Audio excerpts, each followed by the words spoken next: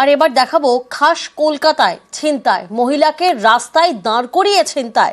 ঢাকুরিয়া ঝিল রোড এলাকায় দেখুন কিভাবে ছিনতাই হয়। গড়ফার পিয়ালি দে রায়ের সোনার হার ছিনতাই। গতকাল আত্মীয়র বাড়িতে যাচ্ছিলেন সেই মহিলা, তারপর 3 দুষ্কৃতী বাইকে করে এসে ছিনতাই করে। গড়ফা থানায় লিখিত অভিযোগ দায়ের।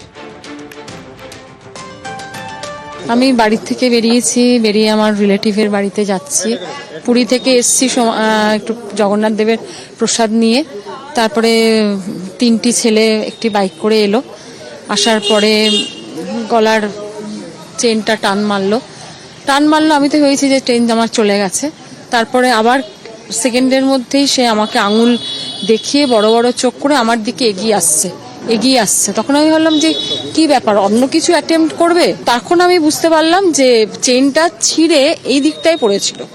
এখান থেকে টেনে নিয়ে 3 জন বাইক নিয়ে চলে। হেলমেট পরা ছিল, যে গাড়ি চালাচ্ছিল তার মাথায় হেলমেট ছিল, হেলমেট ছিল না। মুখ ঢাকা বা কিছু না, এলাকায় কখনো দেখতে পেয়েছেন?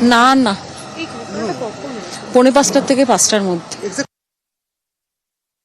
উনি একাই ছিলেন, ওনার জগন্নাথ দেবের প্রসাদ নিয়ে তার 2 মাসির বাড়ি, ওখানে 2 মাসির বাড়ি যাচ্ছিলেন। রাস্তায় এরকম হার স্ন্যাচিং হয়ে যায়। তার থানায় কমপ্লেন করা হয়েছে। নিরাপত্তা তো সবসময় চাই না, এবং আজকে একটা সামান্য একজন ভদ্রলোক বাড়িতে সিসিটিভি লাগিয়েছিল বলে জিনিসটা কিছুটা হলেও ধরা পড়লো।